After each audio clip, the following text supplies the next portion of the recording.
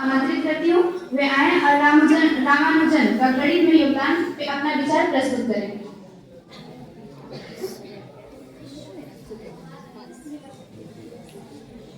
भारत के महान गणितज्ञ श्रीनिवास रामानुजन जी ने गणित में कई ऐसे फार्मूले दिए जिनके कारण उन्हें संख्या का जादूगर भी कहा जाता है।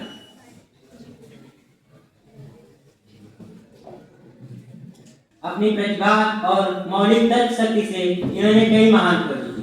मात्र 12 वर्ष की आयु में बिना किसी औपचारिक शिक्षा के इन्होंने मैथमेटिकल थ्योरम्स यानी कि गणित के सूत्रों की खोज प्रारंभ कर दी और मात्र 32 वर्ष के अपने छोटे से जीवन में इन्होंने कई 3900 गणित के सिद्धांत दिए जिनसे गणित के सवाल हल किए जाते हैं और इन्हें गणित की शुद्ध भाषा में आइडेंटिटीज और इक्वेशंस कहते हैं। इनमें से कई सिद्धांत ऐसे हैं जो रिजल्ट को सही देते हैं पर इनके प्रोसेस पर अभी रिसर्च जारी है। रामानुजन जी के विचारों की श्रेष्ठता यही है कि ये अपने वक्त से बहुत आगे की सोचते थे। वर्ष 1919 में इन्होंने एक सिद्धांत दिया जिसे मॉक थीटा फंक्शन कहते हैं। इसका प्रयोग इनफिनाइट असंख्य होने वाली संख्याओं की गणना की समस्याएं जो होती हैं उन्हें सुलझाने के लिए इनका प्रयोग किया जाता है।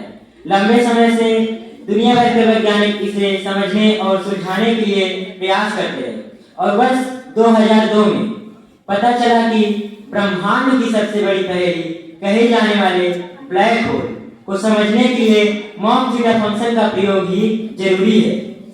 इससे यह सिद्ध होता है कि श्रीनिवास रामानुजन जी अपने वर्तमान समय से 83 वर्ष आगे की सोच रखते थे। अब इनके इस फंक्शन का प्रयोग ऐसी चीजों की गणना में किया जाता है जिनका ग्रोथ पैटर्न समझ में ना आ रहा, जैसे कि कैंसर हो जाने पर शरीर में कोशिकाओं की वृद्धि रैंडम होती है, मतलब पता ही नहीं चलता कि शरीर में कैंसर फैल किस प्रकार से रहा है। ऐसे में रोगी व्यक्ति को उपचार में बहुत सी कठिनाइयां आ जाती हैं।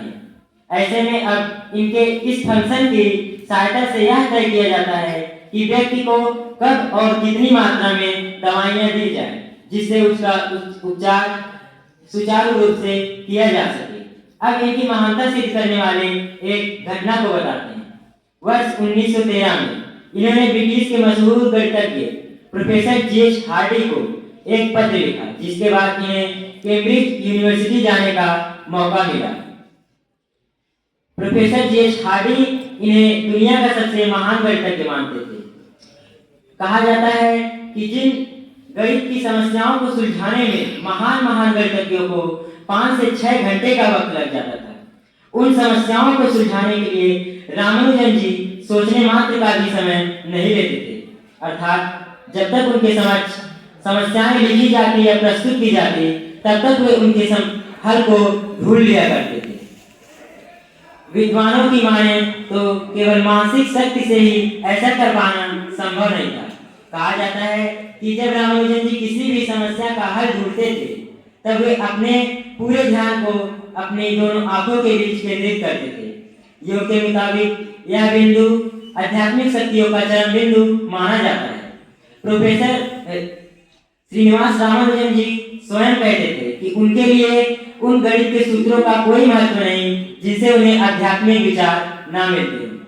कहा जाता है कि प्रोफेसर जी.एच. हार्डी ने दुनिया भर के महान गणितज्ञों को मापने के लिए 100 अंक के पैमाने पर मापा और जिसमें उन्होंने स्वयं को 30 अंक दिए जबकि श्रीनिवास रामानुजन जी को 100 में से 100 अंक दिए। धन्यवाद।